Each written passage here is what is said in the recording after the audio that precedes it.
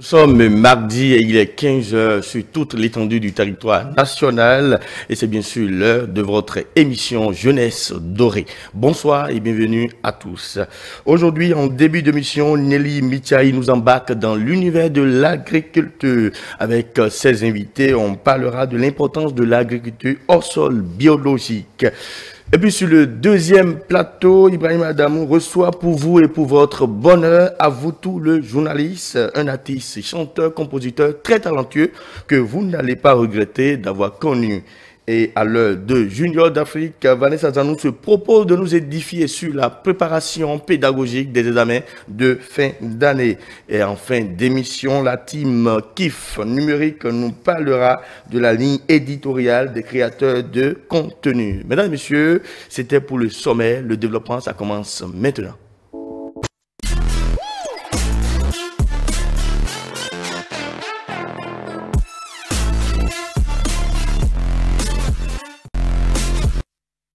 Eh bien, nous sommes déjà dans les entrailles de cette émission et la première escapade, c'est bien sûr Innova et ce sera avec Nelly Mitiaï. Bonjour.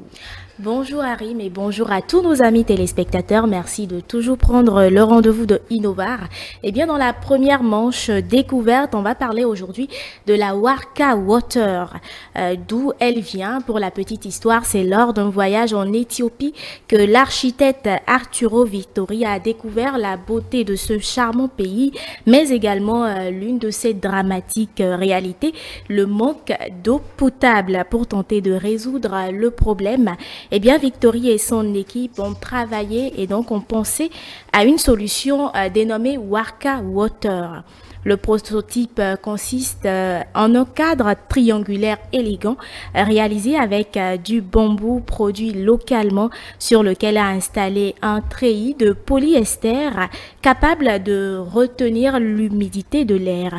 La structure est haute de 9,50 mètres, facile à transporter, monter et entretenir.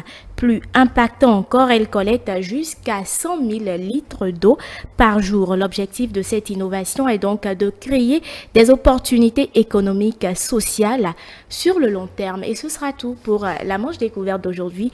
Merci beaucoup, Harim Lassisi. Nelly Mitiaï, c'est moi qui vous dis merci pour ce tour. On est allé en Éthiopie sans bouger de nos sièges. On a fait un tour de l'autre côté.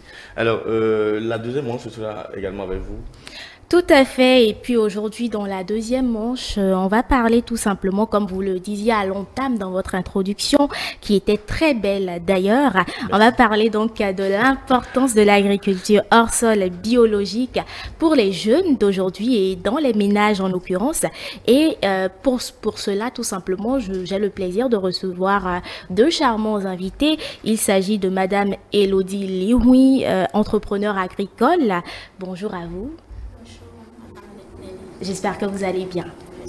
D'accord. Juste à côté de Madame Léoui, je reçois Monsieur Édouard Doucluy qui lui est spécialiste en agriculture biologique hors sol. Bonjour à vous. Bonjour Madame Lily. Merci d'avoir répondu présent à notre invitation. Alors, je vous remercie. Merci d'être là. Alors, moi j'ai quand même une toute première question. Quand on entend agriculture hors sol biologique, qu'est-ce qu'on peut comprendre pour quelqu'un qui n'est pas du domaine et qui l'apprend pour la première fois, par exemple? Je vais rester avec la dame. D'accord. Merci, monsieur. Quand on parle d'agriculture biologique, nous irons de façon simple pour que tout le monde puisse comprendre. Tout à fait, Voilà. c'est ce dont on a besoin. Donc, l'agriculture hors sol biologique, c'est cette agriculture-là qui se fait en pot avec des substrats. Ça peut être de terreau, ça peut être de fibres de coco, voilà, mais dans des conditions vraiment naturelles, sans faire intervenir des substances chimiques. Comme les engrais et autres, c'est ça, hein? Voilà. Maintenant, hors sol, ou bien c'est la même chose? Oui. Hors sol, c'est déjà ça. C'est le fait que ce soit dans Oui, des pots dans des et que ce n'est pas directement en terre naturelle. C'est ça le hors-sol. Je vais donc me tourner vers le spécialiste, Monsieur Doucluy. Est-ce que vous avez quelque chose à compléter à cette définition-là avant qu'on ne puisse continuer? Oui, bon, en fait, elle a déjà donné l'essentiel de la définition. Bon, quand on parle de l'agriculture au sol, c'est-à-dire c'est en dehors, ce n'est pas en contact direct avec le sol. La plante n'est pas en contact direct avec le sol. Désormais, la plante est isolée du sol. Ça peut être dans un sachet, ou bien dans un pot, dans un bocal, ça peut être un bidon. En tout cas, c'est le fait que ce ne soit pas en contact direct avec le sol, déjà qu'on parle du haut sol. Maintenant, biologique, ça se fait maintenant dans des conditions purement naturelles. C'est-à-dire, on ne fait pas intervenir des additifs chimiques. Voilà, ça se fait dans des conditions naturelles, biologiques, et c'est là on parle de production. Alors, je suis quand même curieuse de savoir pourquoi fait-on de l'agriculture hors sol? Quelle est l'utilité, quelle différence il y a entre cette agriculture-là et l'agriculture normale que nous faisons à la base? Bon, il faut reconnaître que l'agriculture au sol aujourd'hui, c'est une nouvelle technologie qui permet de maîtriser un tant soit peu les aléas dus aux attaques, surtout aux attaques qui sont liées qui viennent du sol. Voilà, quand vous faites de l'agriculture au sol, vous maîtrisez votre substrat. Voilà, vous savez ce qui est au niveau de la racine en réalité de la plante. Alors que dans l'agriculture conventionnelle, beaucoup de choses peuvent migrer d'ailleurs, venir vers le sol et perturber la récolte. Alors que quand c'est du haut sol, quand c'est dans le pot, c'est maîtrisé. D'accord. Donc c'est beaucoup plus le fait d'avoir le contrôle sur sur la production. Madame Li Hui est entrepreneur agricole justement. Elle pratique l'agriculture hors sol. Dites-nous, quelles sont les difficultés qui entrent en ligne de compte puisque l'objectif principal est d'avoir le contrôle donc sur la production. Est-ce qu'il n'y a pas des difficultés qui sont liées particulièrement à cette pratique-là? Bon, disons que même s'il y a de difficultés, il y a moins de difficultés qu'en agriculture qui est directement liée au sol. Naturel, d'accord. Voilà. Expliquez-nous un petit peu. Bon, si on va parler de difficultés, c'est peut-être quand l'environnement n'est pas vraiment contrôlé, on peut avoir des difficultés parce que dès lors, il y aura des ravageurs qui vont s'infiltrer. Et quand il y a des ravageurs qui sont déjà à l'intérieur, l'intérieur qui garde les pots, c'est vraiment difficile à maîtriser. Là, c'est la première difficulté qu'on peut voir en fait. D'accord. Sinon, il n'y a pas vraiment de difficulté. Maintenant, en termes de coût, qu'est-ce que cela revient à l'agriculteur qui fait en sol ou voilà, en quoi cela avantage ou arrange un peu plus cher ou un peu moins coûteux? Vous parlez des matériaux? Quand on fait de l'agriculture hors sol aujourd'hui, est-ce que ce n'est pas plus cher pour le producteur que la personne qui fait de l'agriculture normale? Bien sûr que c'est plus cher pour le producteur, mais avec le temps, il finit par rentabiliser beaucoup plus? Oui, par rentabiliser beaucoup plus. Et il finira par amortir en fait. La même question pour le spécialiste. D'accord. Oui, disons qu'avec l'agriculture au sol, c'est le premier investissement qui est coûteux dès le démarrage. Parce que pour quelqu'un qui veut pratiquer de l'agriculture conventionnelle, il n'a pas besoin d'acheter des pots. Voilà. Donc, dans ce cas, il y a un coût lié à ça. Bon, quelqu'un qui veut des fibres de coco pour mettre dans le pot, ça a un coût. Forcément. Donc, on peut dire, dès le démarrage, on a besoin d'un minimum pour commencer. Alors que dans l'agriculture conventionnelle, il suffit de sacler déjà le domaine et on ensemence déjà. Et c'est beaucoup plus simple. Mais après, il y a les aléas qui peuvent détruire. Il y a moins de contrôle sur cela. Voilà. Et quand on parle d'agriculture biologique aujourd'hui, c'est ne pas utiliser de produits chimiques, comme vous le disiez tout à l'heure. Est-ce que ça ne prend pas plus de temps à la plante qui doit subir une agriculture biologique? Est-ce que ça ne prend pas plus de temps de croissance, par exemple? Est-ce que ce n'est pas un inconvénient lié à cette pratique-là, par exemple? Parce que c'est sans engrais chimiques. Tout à fait, alors que c'est l'engrais qui donne plus de volume, plus de couleur à la chose, généralement. Bon, disons que en réalité, ça ne prend pas autant de temps. Si ça devait, pour raccourcir le temps dans la productivité, on fait appel aux EGM. Voilà, si dès le bas âge, la semence n'est pas une semence génétiquement modifiée, et si la semence doit prendre 3 mois pour venir à maturité, peu importe les conditions, c'est 3 mois que ça prendra. Mais dans les modifications génétiques, on peut raccourcir le temps, et une semence qui doit faire un parcours de 3 mois normalement peut désormais faire 2 mois.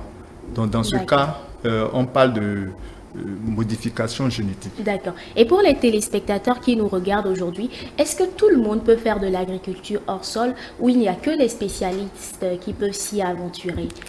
Bien sûr, l'agriculture au sol est pour tout le monde. C'est pour vous, c'est pour monsieur, c'est pour Donc, tout le monde. moi, chez moi, à la maison, je peux décider aujourd'hui. Dans votre cuisine, vous pouvez faire de l'agriculture. Ou moi j'ai des projets, hein, je peux avoir une ferme. Vous pouvez avoir... Je ne suis pas spécialiste. Voilà. Oui, vous pouvez avoir un pot, 2 pots de piment, un pot de tomates pour votre cuisine personnelle. Dès que vous avez le besoin d'utiliser le botaki ou bien de la tomate fraîche se fait sentir, vous allez vers le pot et puis vous prenez votre tomate fraîche et vous consommez sain. Vous savez ce que vous consommez. Vous voyez un peu. Donc, ce n'est pas une agriculture compliquée. Elle peut être pratiquée par tout le monde sans exception aucune. D'accord. D'accord. Et je vais me tourner vers notre entrepreneur agricole et lui demander quelles sont les politiques gouvernementales aujourd'hui qui peuvent favoriser les entrepreneurs comme vous à prospérer davantage dans ce type de pratique-là ou tout simplement inciter les jeunes aujourd'hui à beaucoup plus aller vers l'agriculture biologique, par exemple. Qu'est-ce que les pouvoirs publics peuvent faire? Merci, Madame Nelly. Si vous me permettez, je reviens un peu en arrière. Allez-y. Par rapport à la question Très rapidement. Voilà, posée. Et en agriculture, bon, biologique, au sol, je dirais que même les plantes croissent plus rapidement. Parce que l'agriculture qui est faite en plein champ, oui. Quand il y a des apports, les amendements, il y a une partie que la plante ne profite pas en fait, qui reste juste dans la terre. Il y a même l'eau qu'on prend pour arroser, la plante n'en profite pas complètement, totalement en fait. Alors qu'en pot, d'abord l'irrigation elle est réduite et on donne à la plante exactement ce dont elle a besoin. Oui. Les amendements qui doivent être faits et faits, quand on amende vraiment, ça donne exactement le résultat qu'il faut. Et parfois, dès que l'environnement est contrôlé, dès qu'il y a un abri, oui.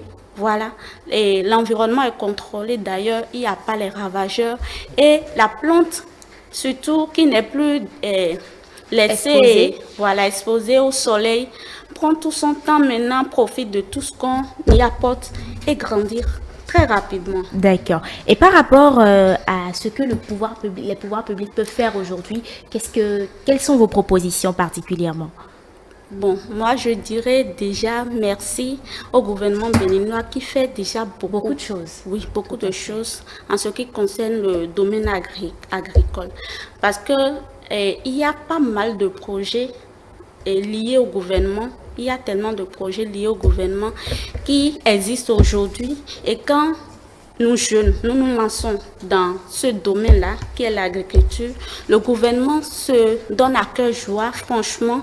Bon, c'est vrai qu'il y a des choses à faire, qu'il y a encore à faire, mais il va falloir que nous jeunes, nous mettions dedans, nous mettons la main à la pâte pour que le gouvernement se déploie davantage. D'accord. Donc, il faut tout simplement procéder peut-être à des séances de sensibilisation afin d'inciter les jeunes à s'intéresser plus à l'agriculture biologique. Je vais finir avec notre spécialiste et lui demander en combien de temps est-ce que je peux rentabiliser si par exemple je suis jeune et que je décide de commencer l'agriculture hors sol aujourd'hui par exemple, en combien de temps je peux rentabiliser et quels sont les types de plantes que vous me proposez pour aller un peu plus vite?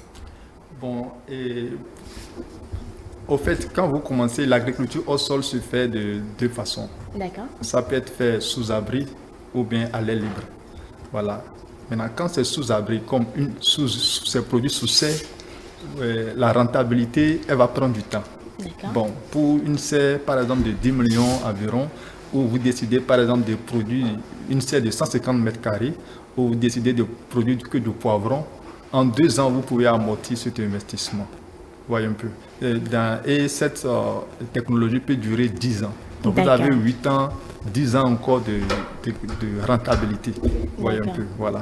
Maintenant, si c'est dans des pots sans abri où on n'a pas besoin d'une serre forcément, donc en deux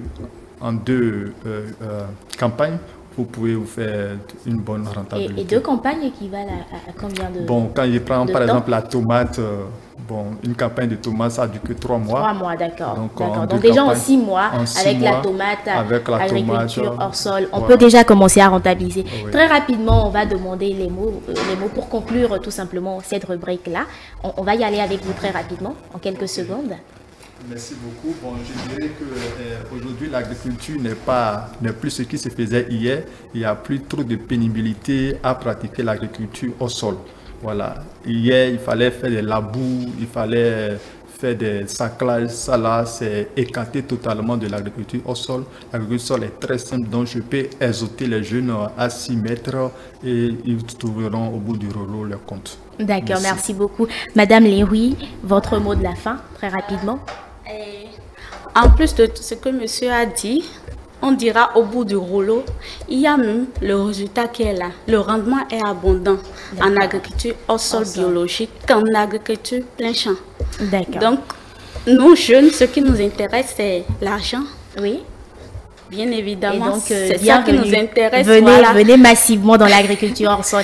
Eh bien, merci beaucoup de nous avoir suivis tout simplement aujourd'hui. Innovar a parlé de l'importance de l'agriculture hors sol biologique pour la jeunesse et dans les ménages également. Et pour en parler, on a reçu 2 charmants invités, comme je le disais à l'entame. Il s'agit de Madame Elodie Léoui, entrepreneur agricole, et Monsieur Édouard Doucluy, spécialiste en agriculture biologique hors sol. Arima, Innovar, c'est fini. Ma jeunesse dorée continue. Alors, tout à fait. On va remercier nos invités. Vous rentrez bien et revenez quand vous voulez. Alors, merci à vous, Nelly Michaï, pour cette belle rubrique. J'espère que vous avez également appris beaucoup de choses comme moi à la maison. Alors, donc, on va passer d'un plateau à un autre. On écoute ceci, je vous propose ceci, le temps pour nous de préparer le plateau.